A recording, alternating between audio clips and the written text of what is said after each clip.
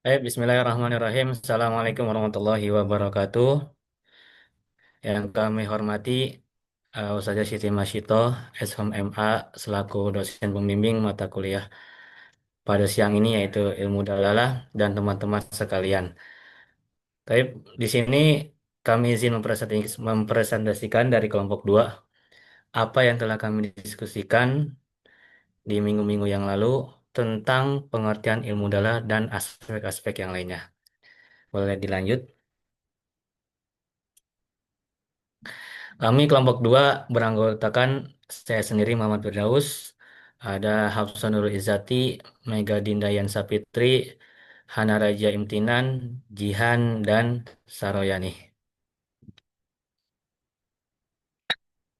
Nah, sebelum kita membahas, nih kita di kelompok 2 akan membahas beberapa aspek. Yang pertama ada definisi ilmu dalalah, kemudian perhatian ulama Arab klasik terhadap kajian makna, kemudian perhatian ahli bahasa modern terhadap kajian makna, kemudian kedudukan ilmu dalalah di antara level studi bahasa, yang terakhir hubungan ilmu dalalah dan ilmu-ilmu lainnya. Nah, selanjutnya ada pendahuluan yang insya Allah akan dipaparkan oleh Uhti Saroyani, kepadanya dipersilakan.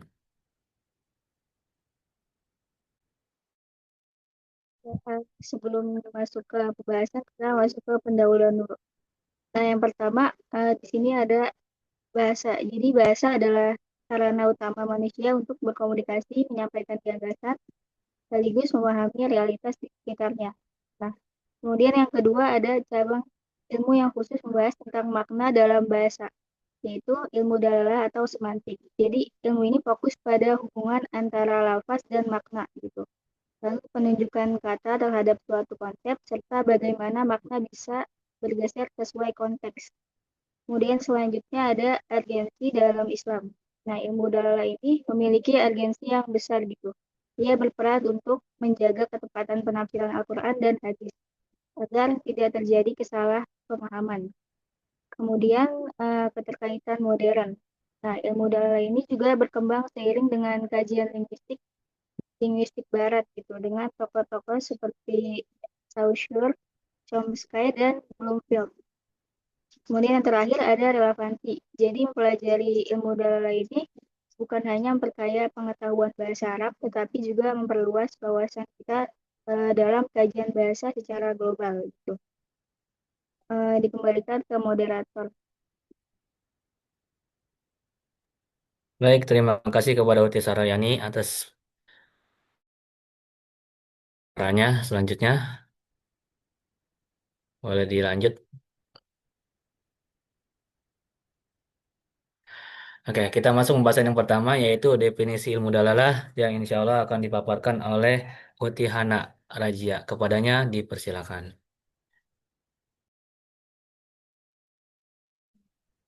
Baik, terima kasih untuk kesempatannya. Di sini saya ingin menjelaskan tentang definisi ilmu dalalah.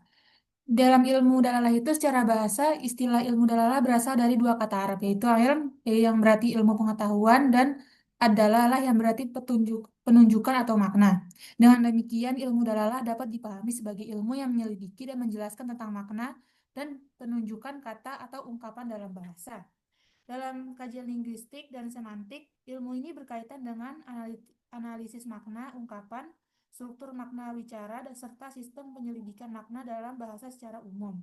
Ilmu semantik sebagai bagian dari tata bahasa membahas fonologi, tata bahasa, dan makna, dengan fokus utama pada bagaimana suatu bahasa menyampaikan dan menandakan arti kepada pendengar atau pembaca.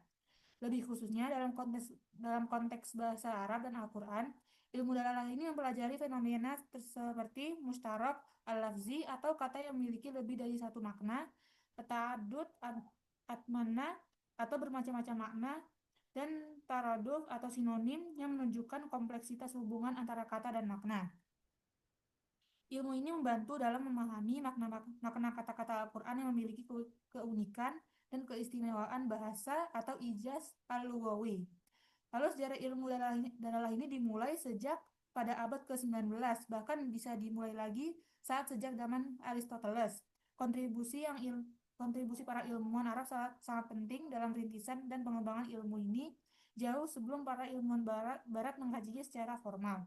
Ilmu dalalah tidak hanya terbatas pada kajian makna, tetapi juga meliputi perkembangan sistem sistem kata, susunan kalimat, gaya bahasa, dan makna makna leksika.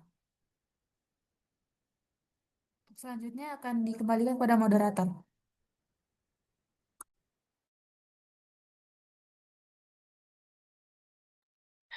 Baik, terima kasih kepada Otihana atas pemaparannya tentang definisi ilmu dalalah.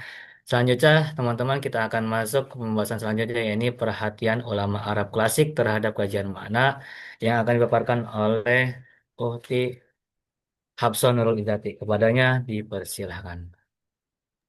Baik, syukron ala fursa ahli Firdaus. Jadi teman-teman, ayo kita lanjut kepada pembahasan kedua, yaitu perhatian ulama Arab klasik terhadap kajian makna. Nah, tadi yang sudah dikatakan oleh Ukti Hana tentang ilmu dalalah itu muncul pada abad ke-19 kan. Nah, sebenarnya sebelum daripada muncul dari abad ke-19, ulama klasik Arab itu sudah menaruh perhatian khusus kepada kajian makna sebenarnya. Apalagi kan Al-Quran turun. Nah, setelah Al-Quran turun itu banyak ulama-ulama Arab yang eh, punya semangat, yang punya kepedulian untuk apa namanya mengkaji bahasa atau makna-makna yang ada di dalam Al-Quran begitu. Nah, di situ ada tuh tulisannya motivasi utama daripada kajian tersebut, kajian makna itu adalah Al-Quran sebagai sumbernya.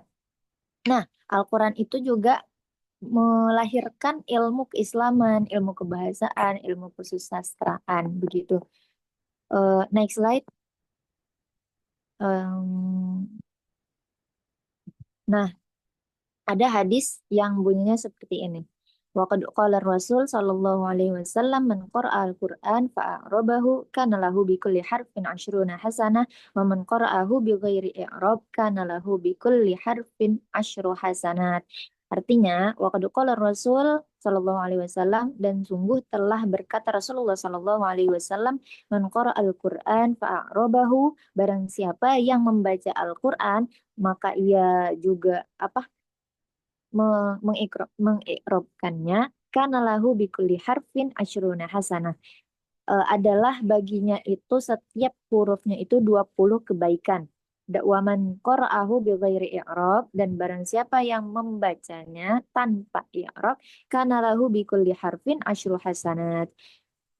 Adalah baginya itu setiap hurufnya 10 kebaikan. Nah, di sini itu ada membaca Al-Quran dengan i'rob katanya tadi kan. Man qara Al-Quran fa'robahu. Nah, di sini maksudnya i'rob itu bukan yang maksudnya i'rob dalam ilmu nahu. Yang mana maksudnya itu harokat perubahan harokat di dalam kata.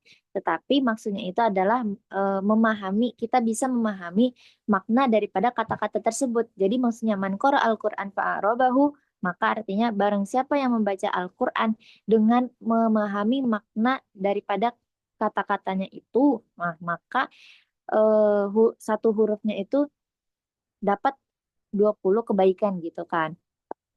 Karena eh, emang seharusnya kita harus mengetahui bahwasanya Al-Quran itu emang seperti itu harokatnya. Kalau misalkan salah harokat ya berarti emang yang nggak dapat kebaikan gitu loh, nggak dapat pahala gitu. Nah, terus abis itu di sini ada tuh katanya Abdul Qahir Al-Jurjani, peletak ilmu ma'ani, kajian makna dalam balaghah. Nah, jadi ilmu ma'ani ini adalah termasuk kepada eh, apa contoh kajian makna. Yang mana kalau di dalam perkembangan dia udah termasuk ke dalam ilmu balaghah, teman-teman. Nah, next slide ada definisi ilmu ma'ani yaitu di sini ilmu ma'ani kalau misalkan di secara bahasa ma'ani itu kan jamak daripada makna. Nah, kalau definisinya itu kaidah untuk memahami ungkapan sesuai konteks dan tujuan pembicaraan. Jadi dia itu gak cuman kata-katanya aja, eh, tapi juga langsung satu kalimat gitu, teman-teman.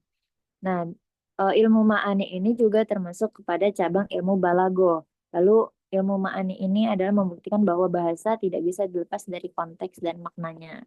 Next slide.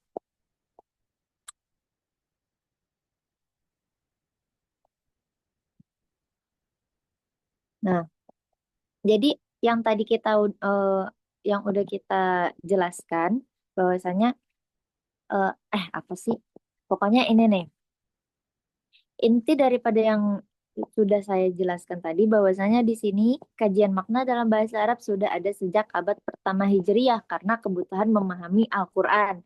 Nah, hal ini kemudian melahirkan cabang ilmu yang lebih sistematis. Salah satunya ilmu ma'ani yang lahir pada abad kelima Hijriyah melalui pemikiran Abdul Qahir Al-Jurjani. Nah, ilmu ini menegaskan bahwa bahasa selalu terkait dengan makna dan konteks penggunaannya.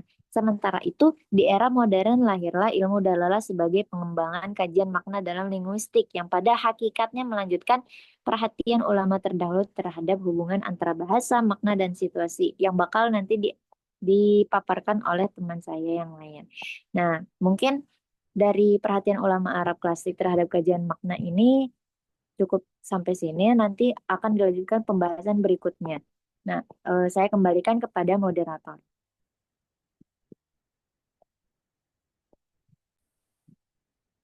Baik, terima kasih kepada Uti Hafsah yang telah menjelaskan tentang perhatian ulama klasik tentang kajian makna. Nah, selanjutnya kita akan masuk ke aspek selanjutnya, yaitu perhatian ahli bahasa modern dalam kajian makna. Nah, dalam linguistik tradisional ini ya fokus utama banyak dalam struktur bahasa.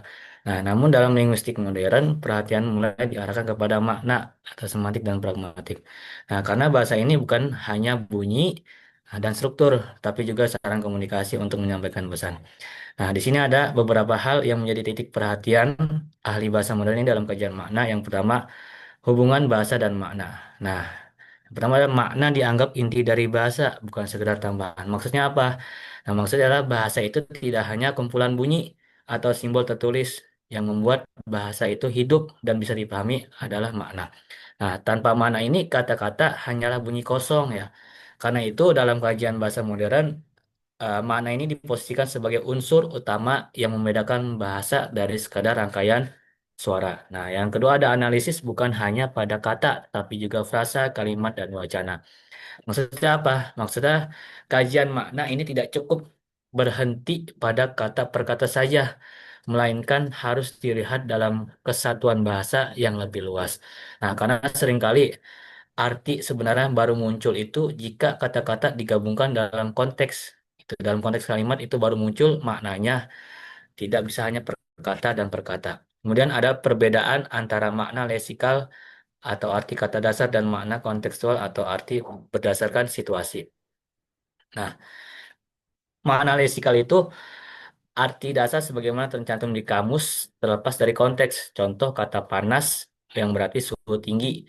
Nah, kalau makna kontekstual itu arti atau kata kalimat sesuai dengan situasi penggunaannya bisa berbeda dari arti kamus. Contoh ada kata suasana rapat tadi panas. Nah, maksud itu bukan berarti suhunya tinggi, tapi tegang dan ramai. Jadi konteksnya itu bisa mengubah pemahaman kita terhadap makna. Nah, kesimpulannya dari hubungan bahasa dan makna itu, nah ahli bahasa modern ini menekankan bahwa makna adalah inti bahasa. Untuk memahami makna, kita harus melihat tidak hanya kata, tapi juga frasa, kalimat, hingga wacana, serta membedakan antara arti dasar dan arti situasional. Well, the next.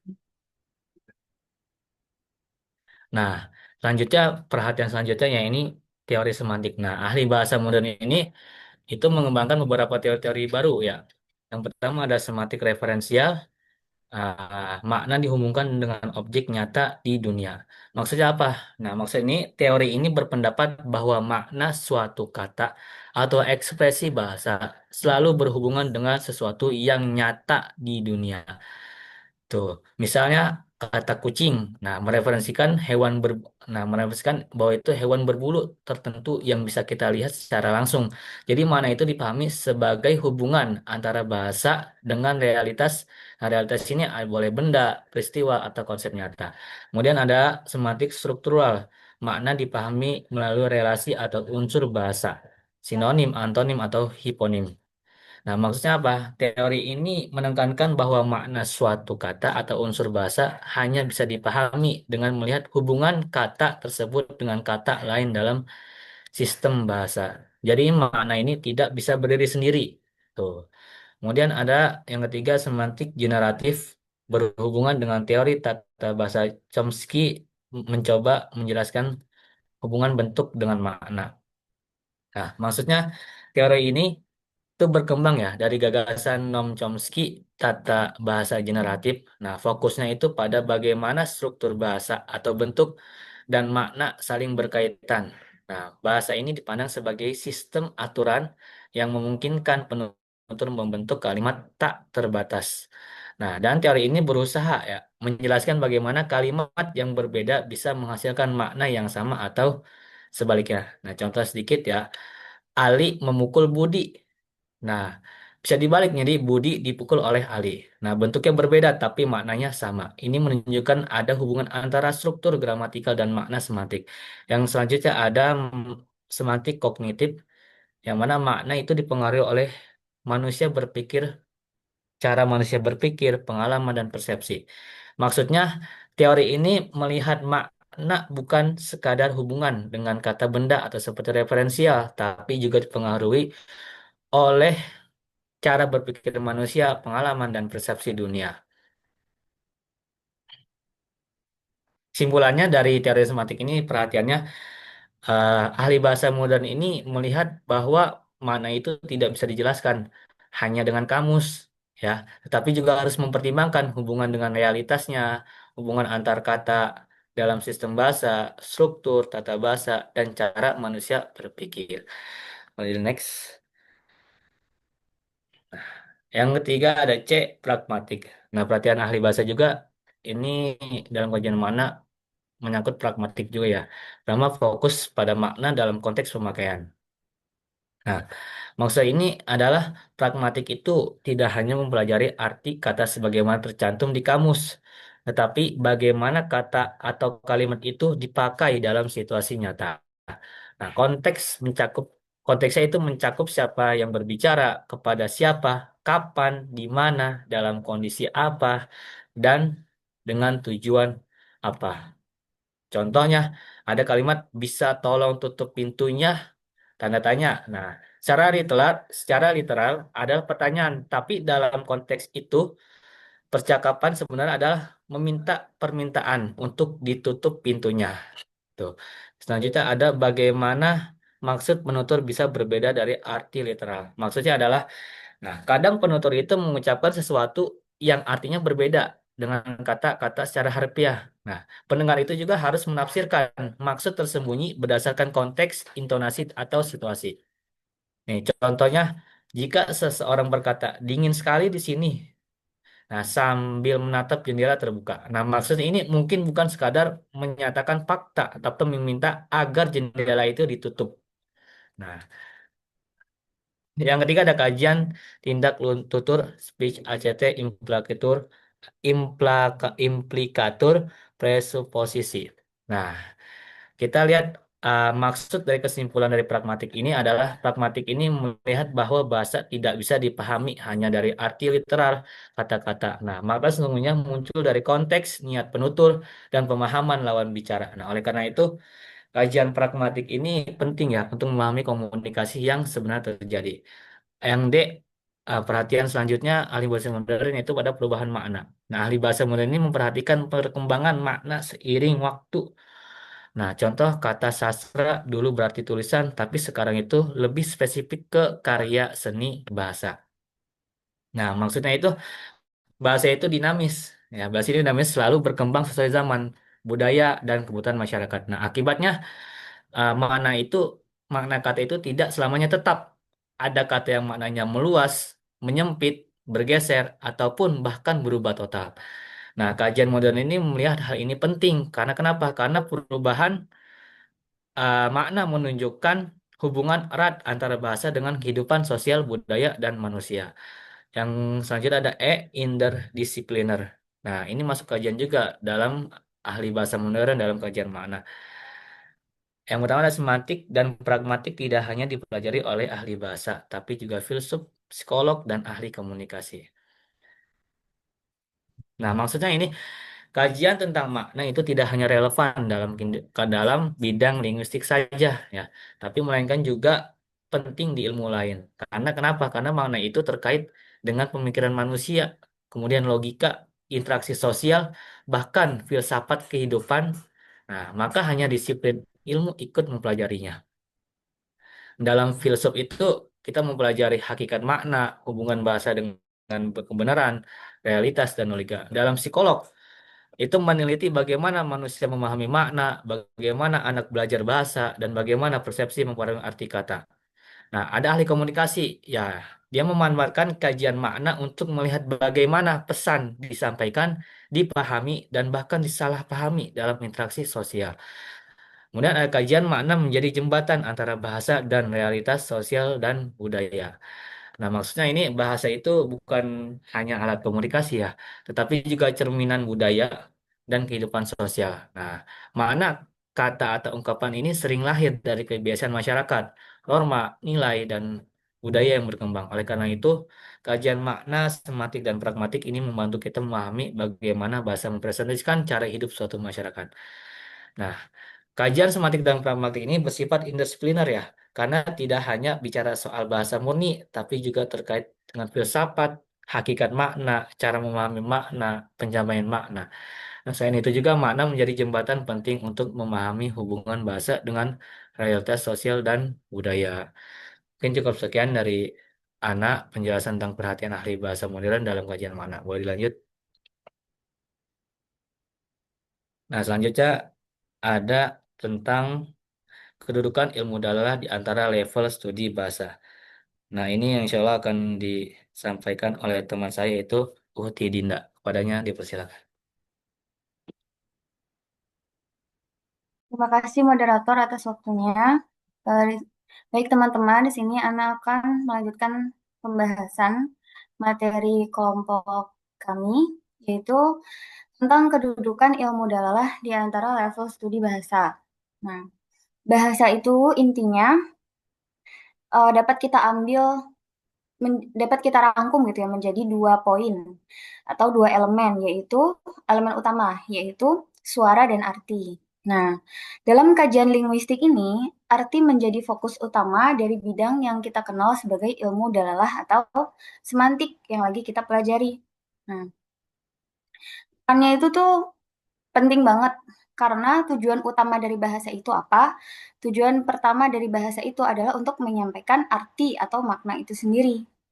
Makanya, ilmu dalah ini punya posisi penting di antara berbagai tingkat kajian bahasa lainnya, seperti fonologi, morfologi, sintaksis, dan pragmatik. Penjelasan dari fonologi, morfologi, sintaksis, dan pragmatik ini udah barusan aja dijelaskan oleh teman kita, yaitu Ahidaus. Nah, makanya di sini Ana akan mempersingkat. Fonologi itu mengkaji tentang suara.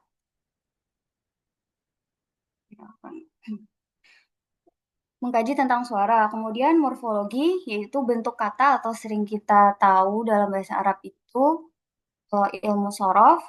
Kemudian ada sintaksis, struktur kalimat, yaitu nahwu yang kita kenal. Dan semantik, makna kata dan kalimat, yaitu ilmu dalalah ini.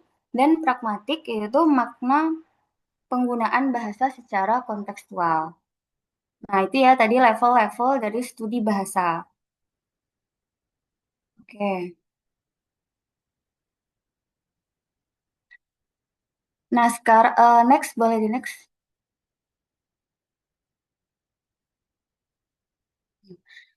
Sekarang hubungan ilmu dalalah dengan level studi bahasa Arab. Bukan bahasa Arab ya, tapi studi bahasa. Nah, fonologi dan dalalah ini punya benang merah atau kaitannya. Nah, jadi hubungan antara ilmu dalalah ini dengan ilmu fonologi itu apa?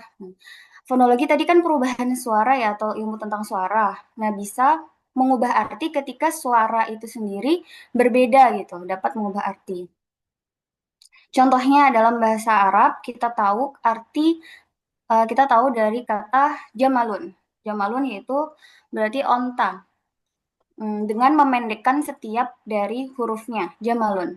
Kemudian ketika kita memanjangkan salah satunya menjadi jamalun dengan mim yaitu dengan 2 harokat, itu akan mengubah maknanya menjadi keindahan. Kemudian yang kedua, hubungan ilmu dalalah dengan ilmu morfologi atau ilmu sorof. Nah, ilmu sorof ini menjelaskan bentuk kata. Sedangkan dalalah itu mengungkapkan artinya. Nah, perubahan bentuk kata itu bisa menghasilkan perubahan arti. Contohnya di sini adalah zakaro yang berarti mengingat atau menyebut, kemudian sedangkan tadzakkaro dengan perubahan fiilnya di situ akan menjadi saling menyebut atau saling berdiskusi atau berdiskusi. Next.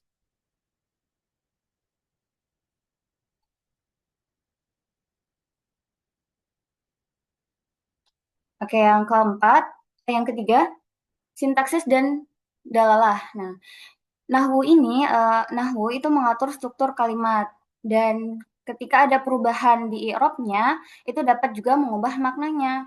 Contohnya adalah ja'atiflu dan atiflu ja'a. Sebenarnya mirip aja gitu artinya kan kayak sama aja. Intinya anak laki-laki telah datang gitu. Tapi ada penekanannya dalam segi makna. Dari sini kita lihat bahwa ja'atiflu penekanannya itu di kata ja'anya atau telah datangnya. Telah datang seorang anak. Nah, sedangkan atiflu ja'a kita lebih menekankan di atiflunya itu atau anak laki-lakinya. Kemudian hubungan dari ilmu pragmatik dengan dalalah, di situ ada ilmu pragmatik dengan dalalah. Nah, dalalah ini berperan sebagai dasar dari ilmu pragmatik. Arti kontekstual baru dapat difahami setelah arti leksikal dan gramatikal difahami terlebih dahulu. Nah, sebelum kita bisa mengkontekskan arti atau menyesuaikan arti dengan maknanya gitu ya, kita tuh harus tahu arti asli dari kata tersebut gitu. Nah, contohnya di sini Allahu Akbar.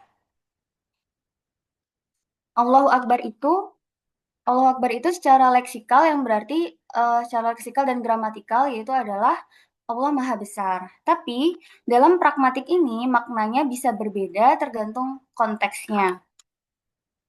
Nah, contohnya di sini adalah dalam konteks segi bahasa. Allahu Akbar ini bisa sebagai ungkapan pujian dan pengagungan. Kemudian dalam konteks peperangan bisa bermakna semangat atau seruan perang gitu ya.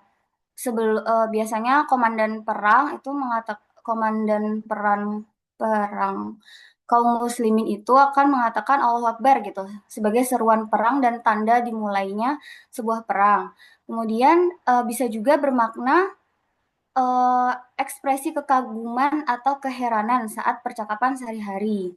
Ya kan biasanya kalau misalkan kita kaget, kita juga biasa bilang kayak Allahu Akbar gitu. Nah, boleh dilanjut. Next. Kedudukan ilmu dalalah dalam studi bahasa Arab ini itu ada banyak, tapi bisa kita rangkum menjadi 4 poin. Di mana ilmu dalalah ini menjaga keaslian teks suci sejak masa Abu al-Aswad ad-Du'ali, Sibawayh, dan Al-Jurjani. Ilmu dalalah ini digunakan untuk memastikan bahwa penafsiran terhadap Al-Quran dan hadis ini tetap stabil sesuai dengan makna aslinya, jadi tidak berubah-ubah. Kemudian yang kedua adalah penghubung antar disiplin ilmu. Nah, ilmu dalalah ini berkaitan erat dengan ilmu balaghah, usul fikih, tafsir, dan filsafat bahasa. Fungsi ilmu ini adalah menghubungkan pemahaman tentang bahasa dengan aspek hukum, teologi, dan budaya. Kemudian yang ketiga, ilmu yang terus berkembang. Sama yang seperti dikatakan oleh Ahidawus, ilmu ini tuh tidak menetap, jadi bisa aja berkembang sesuai dengan perkembangan zaman.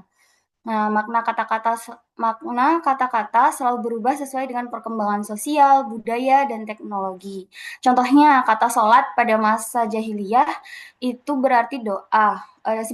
sebelum datangnya Islam itu berarti doa. Dan setelah datangnya Islam, kata tersebut merujuk pada ibadah.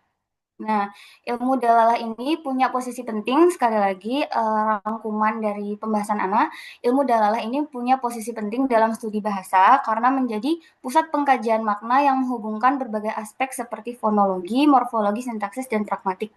Dalam bahasa Arab, ilmu ini tuh berperan dalam menjaga pemahaman terhadap teks suci agar tidak menyimpang dari makna aslinya, sekaligus memperkaya hubungan antar ilmu lainnya. Nah, di era modern ini, ilmu dalalah semakin penting karena berkontribusi pada bidang psikologi bahasa, teknologi informasi, dan komunikasi global. Nah, oleh karena itu, ilmu dalalah dapat dianggap sebagai inti dan pusat dari studi bahasa. Saya kembalikan kepada Ahidaus sebagai moderator. Oke, terima kasih kepada Uti Dinda atas pemaparannya. Lalu kita lanjut ke pembahasan selanjutnya. Oke, hubungan selanjutnya adalah hubungan ilmu dalah dengan ilmu-ilmu lainnya yang akan dipaparkan oleh Uti Jihan. Kepada Uti Jihan dipersilakan. Baik, syukron alal fursa, Akhi Firdaus. Nah, sekarang kita masuk ke materi terakhir dari ilmu dalalah, yaitu hubungan ilmu dalalah dengan ilmu-ilmu lainnya.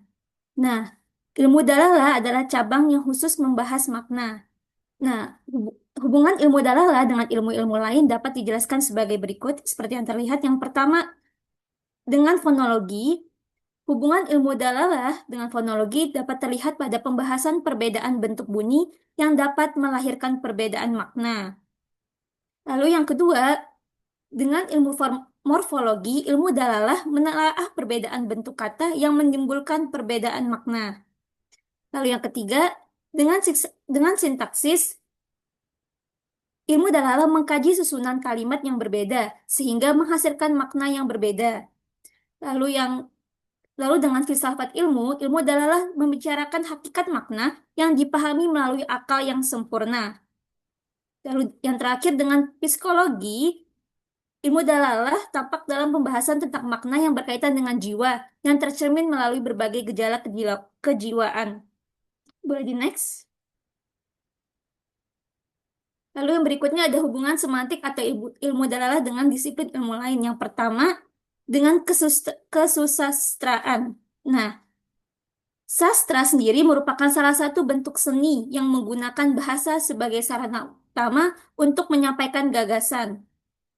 Nah, namun bahasa dalam karya sastra sendiri berbeda dengan bahasa sehari-hari karena memiliki ciri khasnya tersendiri. Nah, hubungan antara semantik dan kesusastraan dapat terlihat pada penggunaan bahasa, di mana bentuk dan tuturan bisa sama, tetapi maknanya tidak selalu dipahami seragam oleh setiap orang. Nah, bahasa sama seperti bahasa pada umumnya, bahasa dalam karya sastra juga memiliki dua lapisan, yaitu yang pertama lapisan bunyi atau bentuk, dan yang kedua lapisan makna. Nah, khusus pada lapisan makna dalam sastra dapat dibagi menjadi 4 tingkatan. Yang pertama ada makna tersurat atau denotatif, yaitu makna yang yaitu merupakan kata yang memiliki makna yang sebenarnya atau makna asli. Lalu yang kedua ada makna tersirat atau konotatif atau kiasan, yang dimana kata tersebut memiliki makna yang disampaikan melalui kiasan atau ungkapan tidak langsung. Lalu yang ketiga ada makna kreatif, yang dimana makna dalam kata tersebut ditafsirkan atau ditambahkan oleh seorang pengkritik sastra. Lalu yang terakhir ada makna pribadi, di mana kata tersebut memiliki makna yang hanya bisa dipahami oleh pengarang itu sendiri. Boleh di next? Nah, lalu kita masuk ke yang kedua, yaitu hubungan semantik dengan linguistik. Nah, seperti yang sudah dijelaskan oleh teman-teman saya tadi, bahwa semantik itu memiliki hubungan yang sangat erat dengan linguistik, sebab linguistik itu sendiri merupakan ilmu yang mempelajari bahasa dalam berbagai aspeknya, yang dimana mulai dari kata, frasa, kalimat, hingga wacana. Nah, oleh karena itu, semantik tidak dapat dipisahkan dari linguistik. Nah, berikut penjelasan hubungan semantik dengan beberapa cabang linguistik nih. Yang pertama, hubungan semantik dengan fonologi. Nah, fonologi sendiri adalah cabang linguistik yang mempelajari bunyi bahasa. Hubungan semantik dengan fonologi itu terletak pada pengaruh perbedaan bunyi terhadap perbedaan makna. Misalnya, seperti kata apel. Apel itu kita ketahui bahwa apel tersebut memiliki makna buah berwarna merah manis gitu ya. Tapi kalau kita misalkan ucapnya berbeda atau apa dengan mengatakan apel dengan pengucapan berbeda menjadi apel, maka itu memiliki arti yang berbeda juga yaitu upacara. Nah, lalu yang kedua ada morfologi. Nah, hubungan semantik dengan morfologi yang morfologi sendiri itu mempelajari bentuk dan struktur kata. Nah, kaitannya dengan semantik adalah bahwa perubahan bentuk kata akan mempengaruhi makna.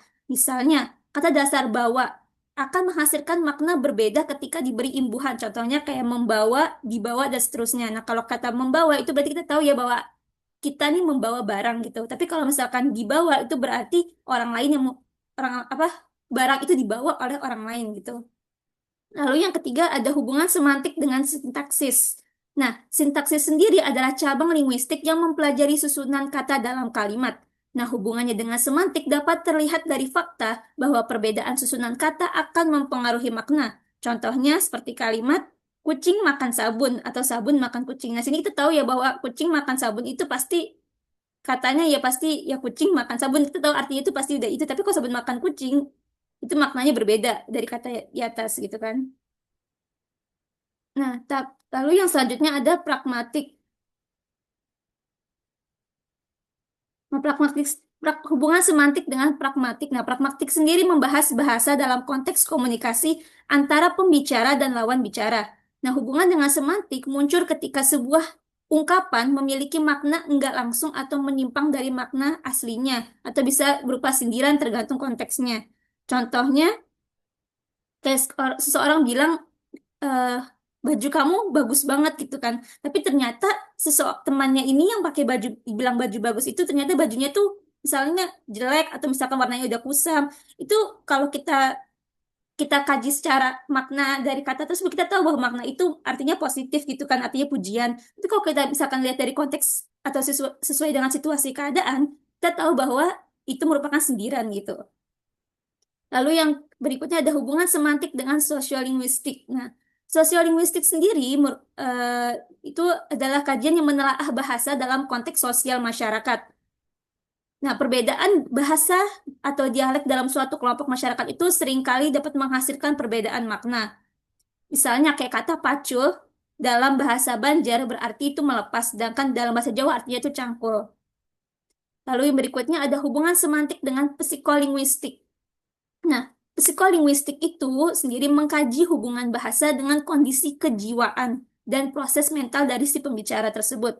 Nah, hubungannya dengan semantik itu dapat terlihat ketika kondisi mental si pembicara itu mempengaruhi penggunaannya dan pemahaman si pembicara itu terhadap makna bahasa. Misalnya ketika kita berbicara dengan orang yang mengalami gangguan jiwa atau kita bisa bilang sebagai orang gila gitu ya. Nah, makna yang seringkali disampaikan itu seringkali nggak sesuai gitu. Misalkan dia mau ngomong apa tapi dia ngelakuinnya apa. Karena dan kita juga sebagai lawan bicaranya nggak bisa memahami. Jadi nggak ada namanya komunikasi gitu. Jadi kita selalu bingung. Nah, lalu yang terakhir ada hubungan semantik dengan wacana.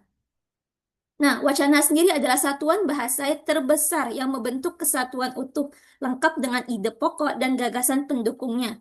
Hubungan semantik dengan wacana terletak pada pemaknaan teks secara menyeluruh. Nah, jadi jika satu bagian makna dalam wacana itu hilang atau nggak dipahami, maka kita nggak akan bisa memahami keseluruhan teksnya. Dan kita sendiri akan bingung gitu kalau kita nggak paham makna tersebut atau ada makna yang hilang gitu kan.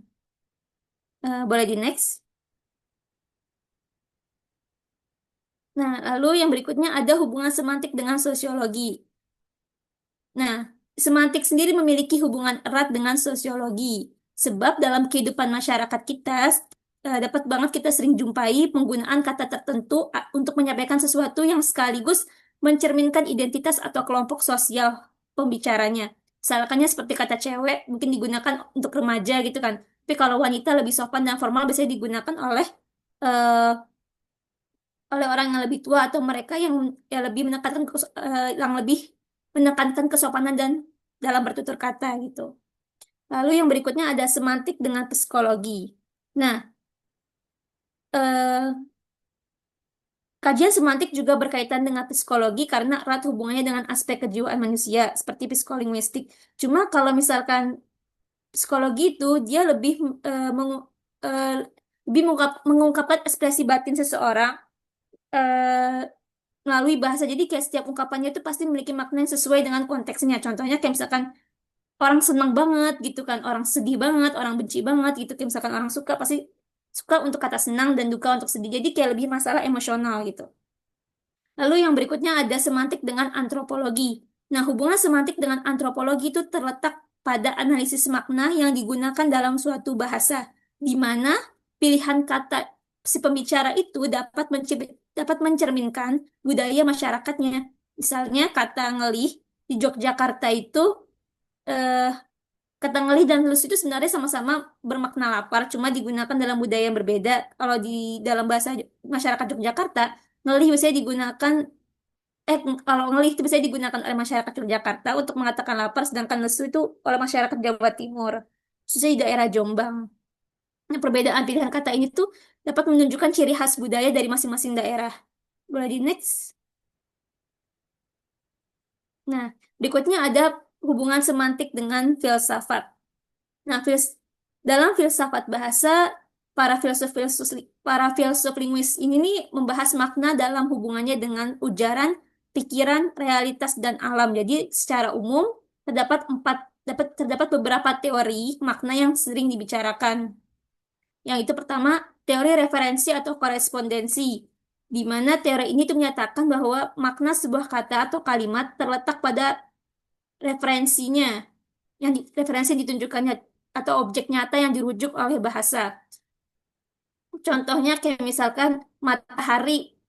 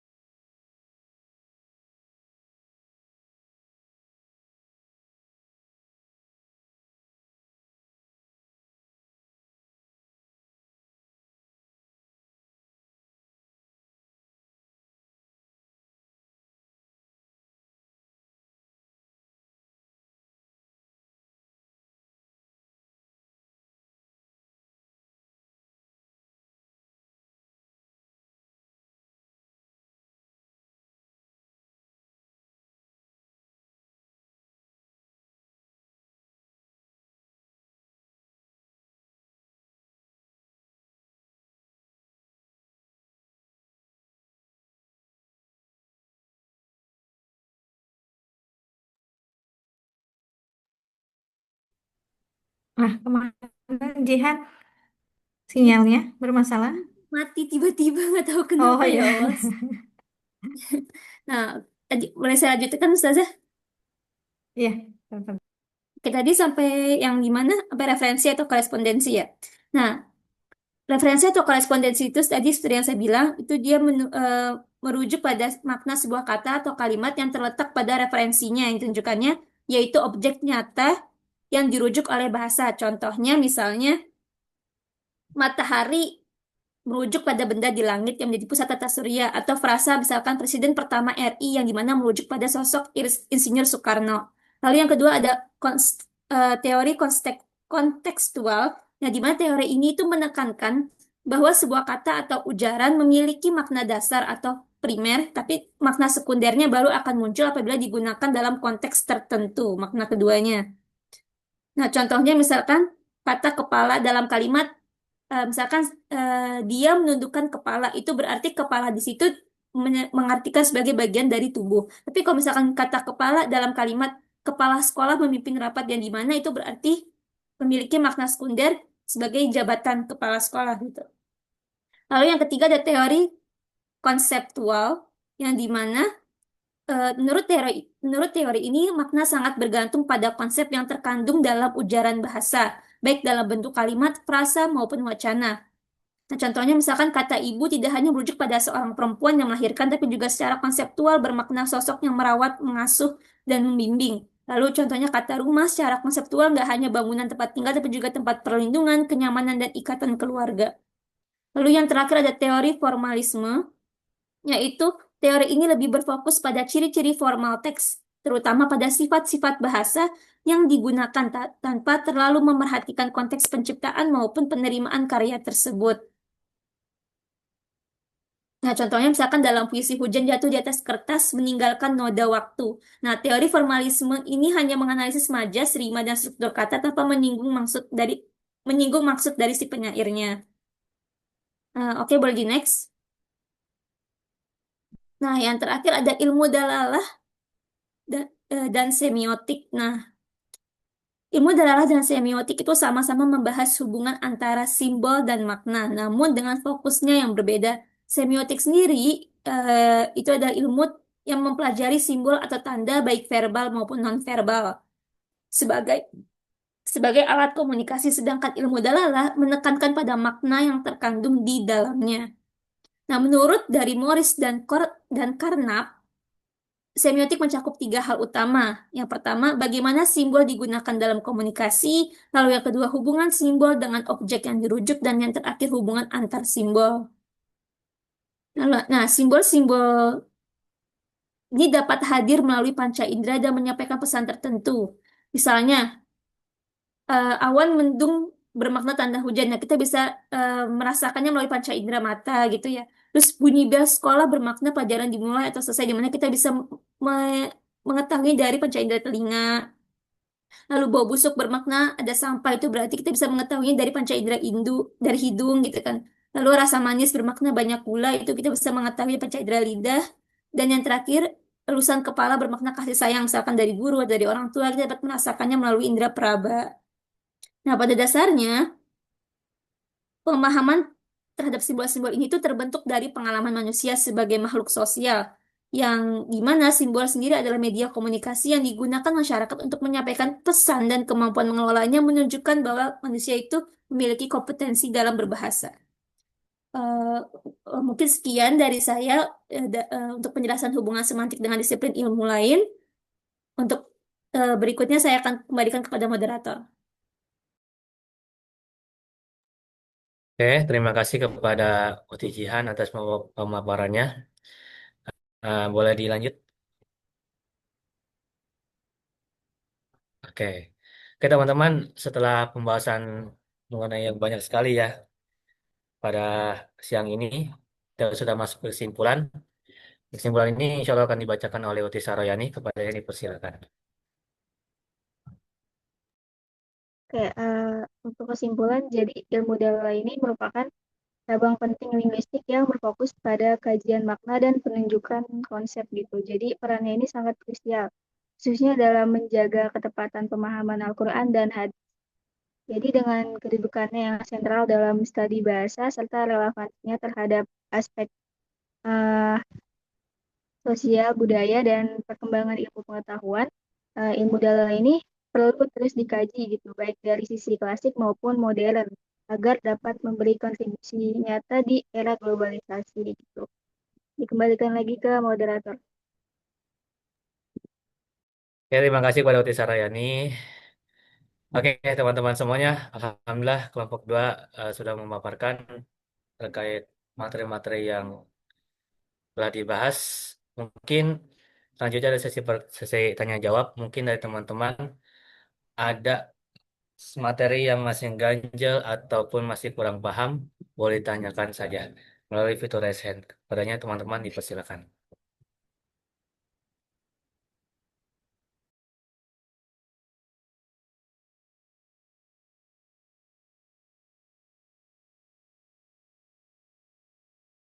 Oke, pada Hijait dipersilakan.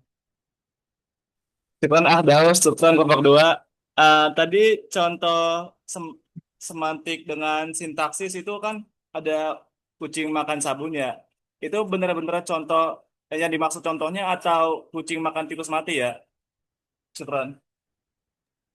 Oke, ya, Hijait, terima kasih atas pertanyaannya. Pertanyaan ditamu terlebih dahulu ya. Buat teman-teman yang lain, apakah ada pertanyaan kembali?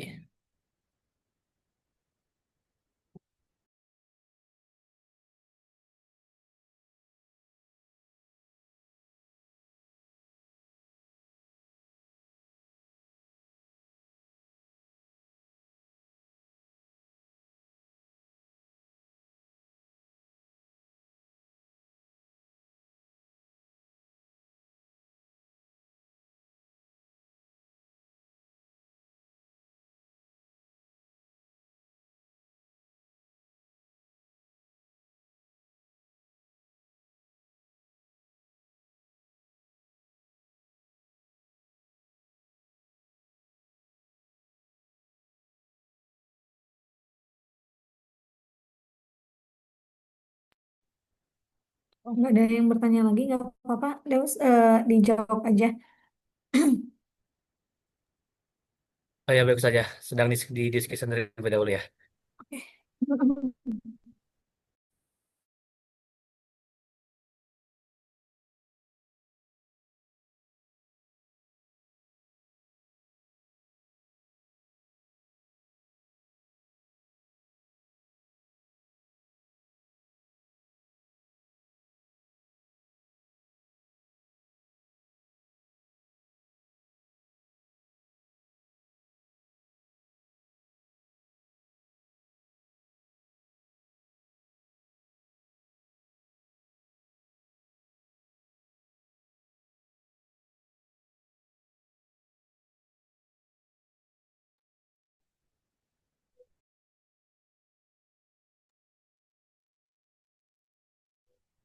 Oke, sini aku ingin jawab ya pertanyaan dari Zaid tadi yang kucing makan sabun dan sabun makan kucing.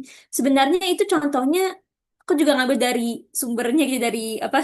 Dari jurnalnya, dari makalahnya yang ada di Google gitu. Terus aku juga bingung kenapa jatuhnya kayak gitu. Terus aku nyari-nyari kan dari apa jurnal-jurnal lain tapi nggak nemu gitu contoh-contoh yang kayak gitu. Ya udah, aku ambil aja gitu. Jadi kalau misalkan salah Ustazah boleh kasih tahu Ustazah. Contohnya kalau emang salah. Soalnya dari sananya emang contohnya tuh kayak gitu. Itu Zaid, apakah sudah jelas? Ya, anak kira itu kan bisa kucing makan titik koma terus tikus mati atau enggak kan kucing makan tikus koma mati gitu. Iya, nggak ada, cuma kucing makan sabun aja doang. Anda juga sempat bilang Oke, itu, sempat nyari-nyari. Mm-mm. Oke, syukran Jihan, syukran kelompok dua. sama-sama. Oke, terima kasih kepada Hijait atas pertanyaannya dan Jihan atas jawabannya. Oke teman-teman semua, mungkin kalau misalnya ada pertanyaan kembali, mungkin dicukupkan dari kelompok 2 saja. Dan teman-teman semua, mungkin cukup sekian dari kelompok 2. Terima kasih atas partisipasinya semuanya. Assalamualaikum warahmatullahi wabarakatuh. Waalaikumsalam warahmatullahi wabarakatuh. Ya, syukran untuk kelompok 2 ya yang sudah presentasi materi hari ini dan juga tadi eh, ini yang nanya cuma Zaid doang nih ya. Itu juga karena ambigu tadi ya kalimat dari apa kucing makan sabun ya. Tadi itu contoh dari apa Jihan? Keterkaitan sintaksis sama semantik ya. Iya, iya Ustazah kayaknya. Oke. Ya, ini ada berarti ada dua hal yang oh ya ini Ustazah mau mengomentari dulu ya dari presentasi kelompok 2. Nah, yang pertama itu tadi ada yang kurang tepat untuk istilah fonologi sebagai ilmu tentang suara ya. Nah, itu yang lebih tepatnya apa ilmu tentang bunyi ya, bukan suara. Karena pas di awal kayaknya Ustazah sempat menjelaskan ya, membedakan kalau kita bahasa sehari-hari mungkin antara bunyi sama suara kita sering menyamakan. Tapi kalau dalam ilmu bahasa kita membedakan antara suara dengan bunyi. Ada yang masih ingat perbedaan antara bunyi dengan suara? Atau ada yang tahu?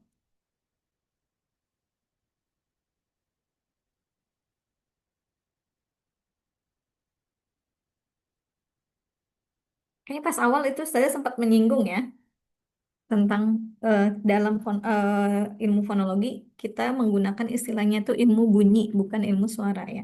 Lupa. Ayo nih dari berapa orang? 38 orang nggak ada yang ingat?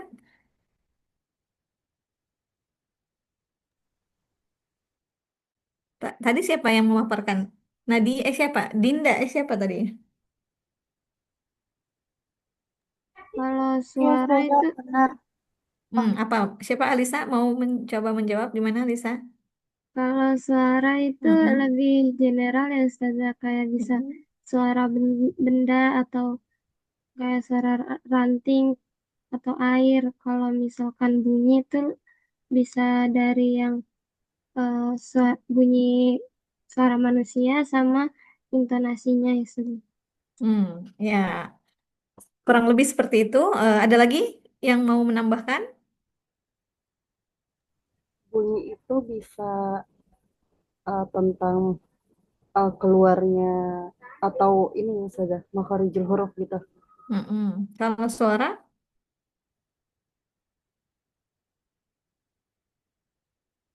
Suara Anda lupa saya. oke, menambahkan tentang bunyinya ya. Ada ada tempat keluarnya gitu ya untuk makharijul huruf. Oke, ya. Nah, tadi itu apa ya lumayan tepat ya tadi dikatakan Alisa, tapi sedikit saya menambahkan kalau tadi betul ya kalau suara itu dia lebih umum ya yang mana tadi segala bentuk misalnya apa ya kalau bahasanya itu segala getaran udara gitu atau segala benturan yang terjadi gitu ya ketika menimbulkan apa ya eh, s- terjadi suara apa getaran di situ ya nah itu ada suara misalnya kayak teriakan kita berteriak misalnya atau ada batuk misal gitu ya atau deheman misal gitu ya misal gitu. Nah segala bunyi atau apa getaran udara gitu yang keluar gitu ya dengan adanya benturan atau gesekan itu nah itu dikatakan dengan suara artinya tadi dia lebih general lebih umum. Nah sedangkan tadi kalau bunyi itu lebih spesifik artinya yang dimaksud bunyi adalah yang memiliki fungsi dalam suatu bahasa gitu ya misalnya dalam bahasa Indonesia ada bunyi A. Nah, tadi bunyi A dihasilkan oleh apa namanya? Apa disebutnya? Tadi kalau di bahasa Arab makhorijul huruf, kalau di linguistik umum itu apa disebutnya? Saya lupa ya. Intinya titik-titik artikulasi atau artikulator gitu ya. Nah, jadi bunyi A keluarnya bagaimana gitu ya? Yakni ada dari kerongkongan gitu ya. Terus di apa ada nafas yang keluar gitu A gitu ya dengan mulut terbuka gitu. Nah, terus kemudian bunyi A itu dia nanti punya fungsi kan? Misalnya apa? Pada fonem eb a terus kemudian ak sama u misalkan b a k u gitu ya hurufnya. Jadi kalau di fonologi itu dia membedakan apa namanya? Membedakan fonem dengan huruf gitu ya. Nah, jadi misalkan ada huruf b a k u gitu ya. Nah, pada misalkan a ketika diubah dengan huruf u gitu ya, fonem u, maka berubah nggak maknanya? Baku dengan buku.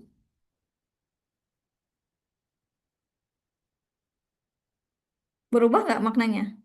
Tidak berubah. Berubah saja. Berubah kan, beda kan? Iya, jadi bunyi A itu bisa mempengaruhi makna gitu ya. Nah, itu yang disebut dengan bunyi gitu ya. Dia tadi bisa mempunyai fungsi dalam suatu bahasa gitu. Sedangkan kalau tadi suara yang nggak ada fungsinya gitu, hanya suara batuk, suara apa namanya benda jatuh gitu.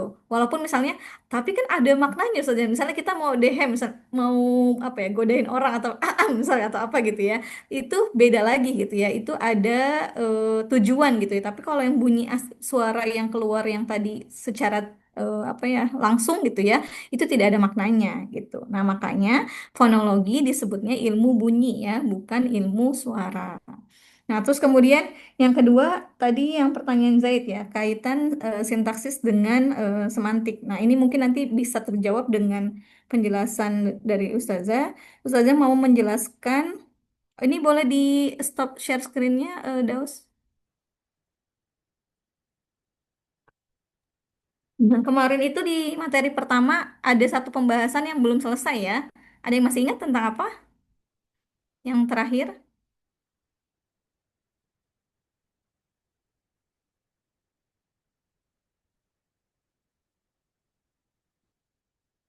Yang Ustazah pending ya, yang minggu kemarin.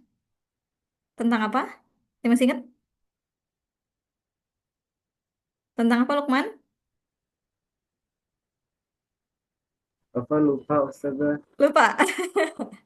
Tentang bahasa, kalam, dan makna ya. Nah, ini sebelum menyambung ke materi hari ini, dan tapi tadi ada kaitannya gitu ya, yang tadi pertanyaan Zaid juga. Nah, ini ada juga di bahasa, kalam, dan makna. Ini siapa yang jadi ini ya? Boleh di stop dulu share screen-nya? Saja mau share screen? Oke.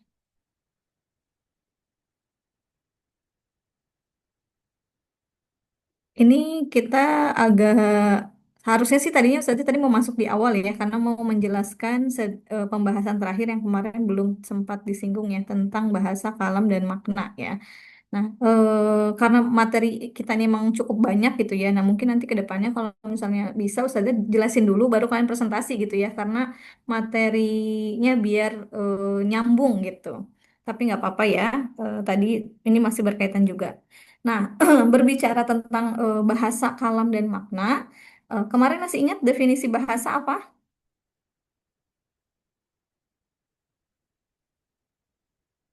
Apa yang dimaksud dengan bahasa?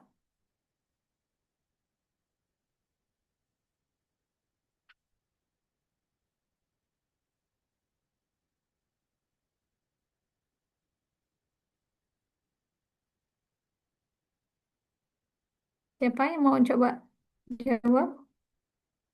Salwa, apa Salwa? Makna bahasa ya Ustazah. Definisi bahasa ya. Sistem lambang atau simbol bunyi yang bersifat arbitral dan digunakan oleh masyarakat untuk berkomunikasi, berinteraksi, dan bekerja. Hmm. Nah, itu salah satu definisi bahasa ya, pengertian bahasa menurut tokoh ya, menurut pakar. Tadi sistem lambang bunyi yang bersifat arbitrer yang digunakan oleh masyarakat untuk berkomunikasi ya. Nah, kemudian di sini ada pengertian apa? Ada konsep baru ya ini ada bahasa, ada kalam gitu ya. Nah, kalau kemarin sempat disinggung nggak kalam itu apa? Kemarin kalau dari kelompok yang presentasi mengatakan kalam itu kelompok satu siapa kemarin?